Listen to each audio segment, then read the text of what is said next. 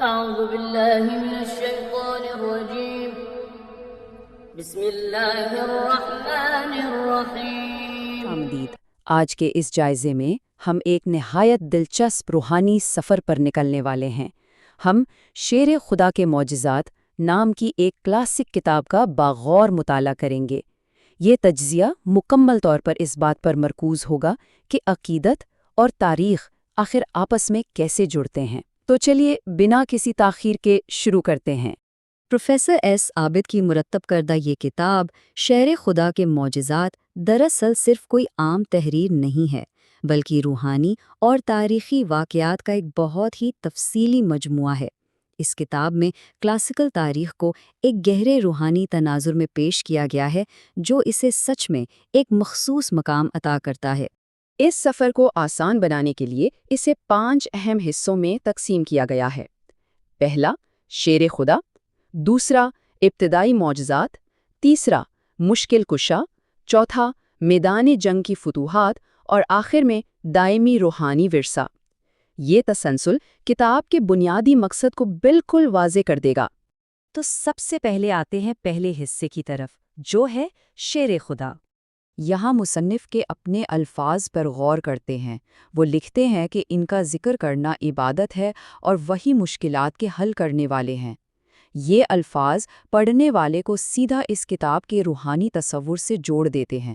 یعنی یہ صرف فیکٹس یا تاریخ کا مجموعہ نہیں ہے، بلکہ مصنف کی طرف سے ایک خالص عقیدت کا اظہار ہے جو اس پوری تحریر کی اصل روح کو نمایاں کرتا ہے۔ اب بڑھتے ہیں دوسرے حصے کی طرف، ابتدائی معجزات، یعنی بچپن کے حیرت انگیز واقعات۔ اس حصے میں مصنف نے 3 خصوصی واقعات بیان کیے ہیں جو اس پورے روحانی سفر کی بنیاد بنتے ہیں۔ پہلا، خانہ کعبہ کے اندر ولادت۔ دوسرا، شکم مادر یعنی پیٹ میں گفتگو کا واقعہ۔ اور تیسرا، پنگورا یعنی کریڈل میں سانپ کا سامنا۔ یہ تمام واقعات آنے والی عظیم شخصیت کی ابتدائی نشانیاں قرار دی گئی ہیں۔ کتاب کی ان سطور میں اس پنگورے والے واقعے کو بڑی تفصیل سے بیان کیا گیا ہے۔ کتاب بتاتی ہے کہ کیسے بچپن میں ہی اس خطرے کو ایک حیرت انگیز جسمانی طاقت کے ذریعے ناکام بنا دیا گیا تھا۔ یہ واقعہ اس کتاب کے انتہائی دلچسپ اور زندہ سٹوری ٹیلنگ سٹائل کی ایک بہترین مثال ہے۔ یہاں سے ہم آتے ہیں تیسرے اور انتہائی اہم حصے پر، مشکل کشا۔ اس مرکزی تصور کو سمجھنا واقعی بہت ضروری ہے۔ مشکل کشا کا لفظی مطلب ہی یہی ہے کہ مشکلوں کو آسان کرنے والا۔ مصنف نے اس لفظ کو ایک مرکزی عنوان کے طور پر استعمال کیا ہے، جس کے تحت انہوں نے مشکل وقتوں میں روحانی اور جسمانی مدد آنے کے ان گنت واقعات کو یکجا کر دیا ہے۔ اگر اس طویل فہرست یعنی انڈیکس پر نظر ڈالی جائے تو اندازہ ہوتا ہے کہ اس میں آخر کتنا مواد جمع کیا گیا ہے۔ اس فہرست کی لمبائی ہی اس بات کا ثبوت ہے کہ مصنف نے سینکڑوں روحانی، طبیعتی اور کائناتی معجزات کو کتنی محنت اور باقاعدگی سے مرتب کیا ہے۔ اور اس دستاویزی مجموعے کا سکیل سچ میں عظیم ہے۔ پوری کتاب کو نیٹلی 5 مکمل ابواب یعنی 5 چیپٹرز میں تقسیم کیا گیا ہے، جس کے اندر 200 سے زائد معجزات اور قصے درج ہیں۔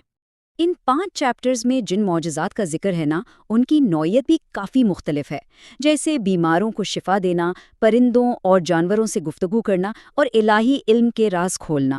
کتاب واضح کرتی ہے کہ یہ روحانی مدد صرف انسانوں تک محدود نہیں تھی، بلکہ اس کا دائرہ کائنات کی ہر شے پر محیط تھا۔ اب چوتھا حصہ دیکھتے ہیں، میدان جنگ میں فتوحات۔ یہاں ایک واضح ٹائم لائن موجود ہے جو اسلام کی اہم تاریخی جنگوں کو درشاتی ہے۔ 2 ہجری میں جنگ بدر، 3 ہجری میں احد، 5 ہجری میں خندق اور 7 ہجری میں خیبر۔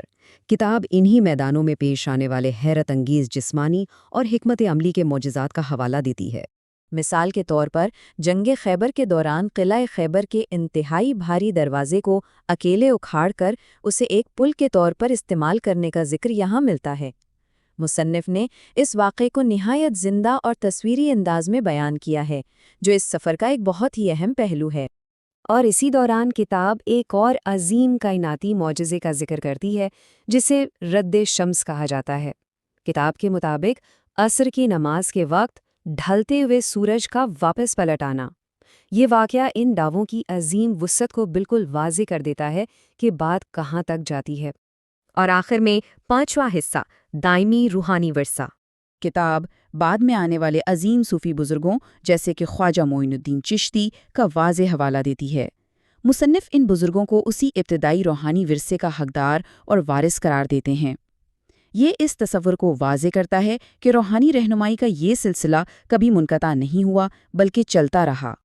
اس پورے مجموعے کے مطالعے کے بعد ایک بہت ہی گہرا سوال ذہن میں آتا ہے۔ جب تاریخ کو صرف واقعات کے بجائے ایک روحانی سوانح عمری کے حوالے سے دیکھا جائے تو اس سے ہماری کلاسیکل ورثے کی سمجھ میں آخر کیا نئی تبدیلی آتی ہے؟ امید ہے اس جائزے نے تاریخ اور عقیدت کے اس مجموعے کو سمجھنے میں ضرور مدد کی ہوگی اور نئی سوچ کے دروازے کھولے ہوں گے۔ ساتھ شامل ہونے کا بہت شکریہ۔